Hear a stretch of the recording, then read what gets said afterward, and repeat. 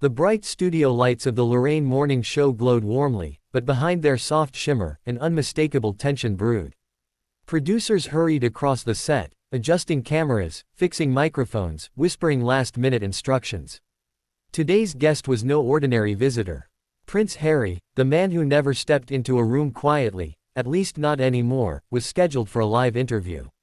Lorraine Kelly, a seasoned presenter who had interviewed everyone from rising stars to political heavyweights, sipped her tea with slightly more force than usual.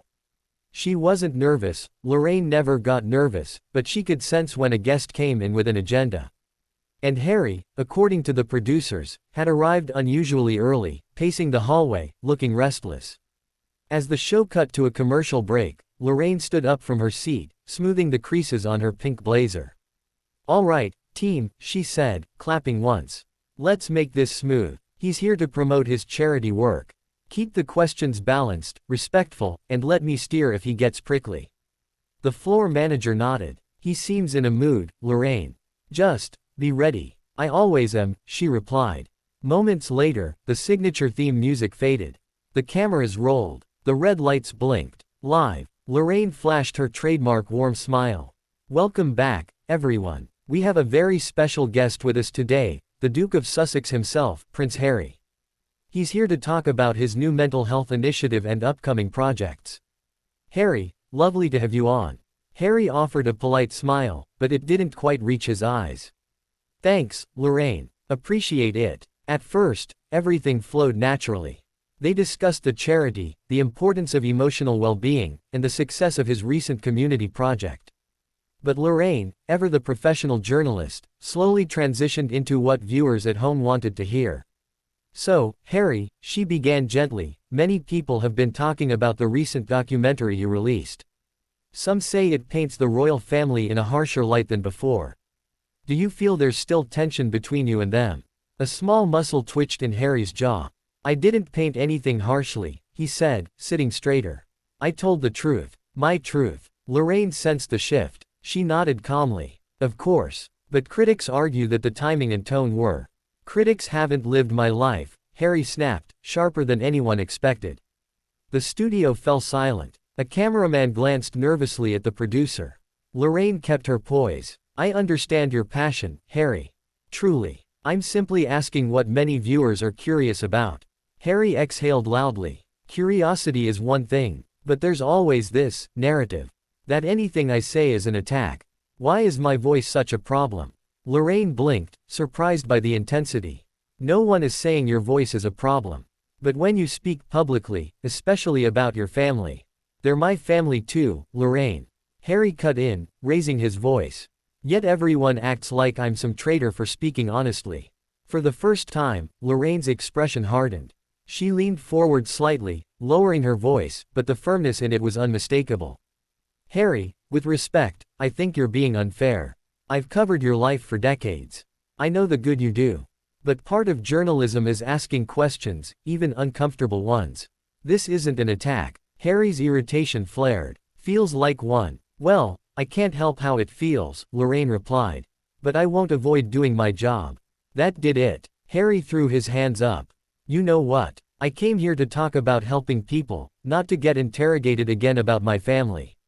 I'm sick of it." Lorraine paused. The audience watching from home could practically feel the air tightening. "Harry," she said firmly, "if you're unable to continue professionally, then perhaps." "Oh, I'm being professional," he muttered.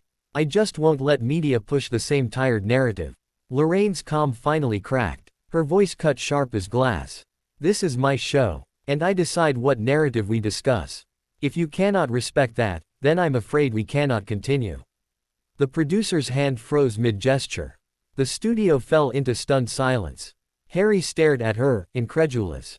"Are you asking me to leave?" Lorraine didn't blink. "I'm telling you, this interview is over. Please step off the set." A ripple of gasps spread across the crew. No one had ever seen Lorraine ask a guest to leave.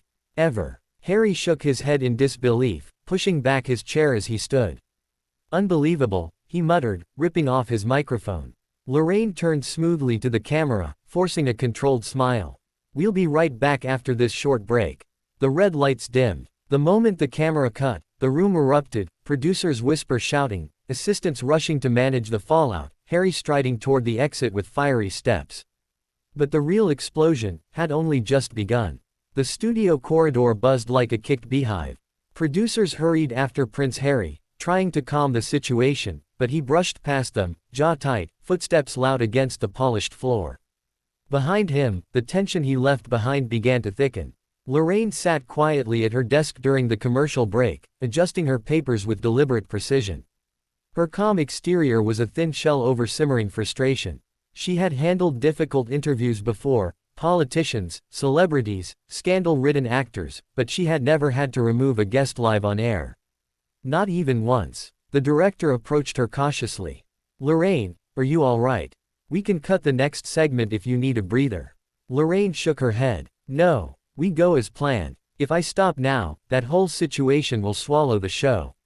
"Yes, but this is Prince Harry. Social media is already blowing up." Lorraine sighed, rubbing her temples. "Of course it is." Meanwhile, Harry reached the building's back exit. A cold gust hit his face, but it didn't cool his temper. His assistant rushed up behind him, breathless. "Harry, wait, the press is outside. We should go through the car park." But Harry didn't stop. He yanked open the door, and immediately regretted it.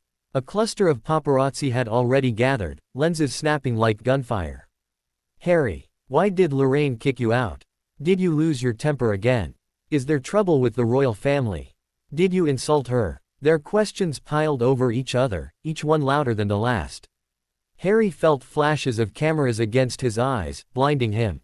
He exhaled hard, forcing himself not to lash out. "No comments," he muttered, shielding his face as he made his way to the car. But the reporters only followed closer. Inside the studio, the show returned from break. Lorraine resumed her professional composure, though viewers could sense the ripples beneath the surface. Instead of her planned guest segment, she went straight to a pre-scheduled cooking demonstration, masking the chaos as best she could. Yet whispers echoed through the crew. "She's never done that before. Is Harry going to release a statement? Are we in trouble?" The moment the show ended, Lorraine removed her microphone and headed straight to her dressing room. She needed a moment alone. But the universe had other plans. Her manager barged in, shutting the door behind him.